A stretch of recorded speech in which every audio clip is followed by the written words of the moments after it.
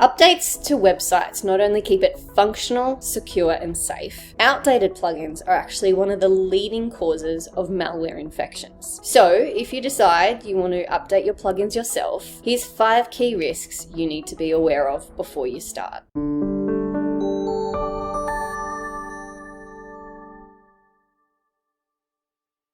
Hi, Danielle Connolly, Head of Web Development from Spring Digital, and I'm going to walk you through 5 things you need to be aware of before you start updating plugins yourself. Risk number 1 is that you make a mess of your site or it goes offline. So I know it's really tempting that when you see the red bubble and the alerts to say, your website needs to be updated. However, if you aren't sure what you're doing, sometimes clicking those update buttons can have ramifications. Not all plugins are created equal, and not all are compatible with each other. So what could end up happening is you could end up defacing your site. The site goes offline, there's code errors everywhere, or for some reason the theme or the display and the layout just doesn't look how it used to. So unless you're comfortable with debugging or even rolling back versions, it's a risk you will take if you just go in blind. Risk number 2 is there's no backups, contingency, or the outdated versions are now permanently on there with breakages. So if something does break and you aren't sure where it started, typically what you would do is roll back to the previous version of the plugin. However, if that's not in place, then you'll need to go to a hosting backup, in which case, is that actually in place before you get started? Worse still is that sometimes you can even lose your data. If you have an e-commerce or any type of membership site, sometimes updating those plugins can actually rework the database, and if you don't have that database backed up, then all your user information and history can be a complete mess. Risk number 3 is what I like to call either lost opportunity or brand bruising. So if something breaks and your website's offline, or there's a poor presentation, it means your prospects can't access your site and are sometimes then skeptical to continue. Errors can appear, and it may seem that you are neglectful of your website, which can easily tarnish someone's impression of your brand in a matter of seconds. Sure, it might have been only one visitor, but that one visitor could have turned into a long-term client.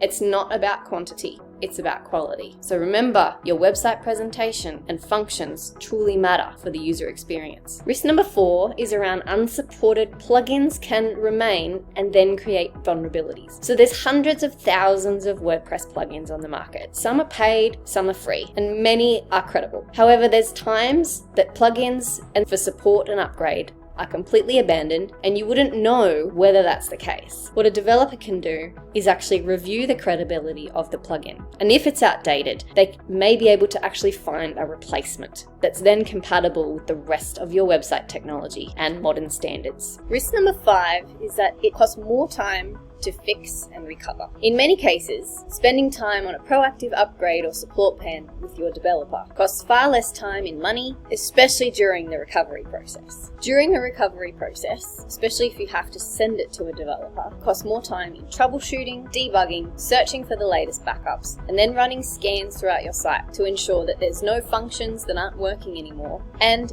it simply costs more money to take that time to do it. So there you have it. It's not to say it's impossible for you to do the upgrade yourself. However, just be aware of what can go wrong and be prepared for how you can clean it up if you have to. Thanks so much for watching, and until next time.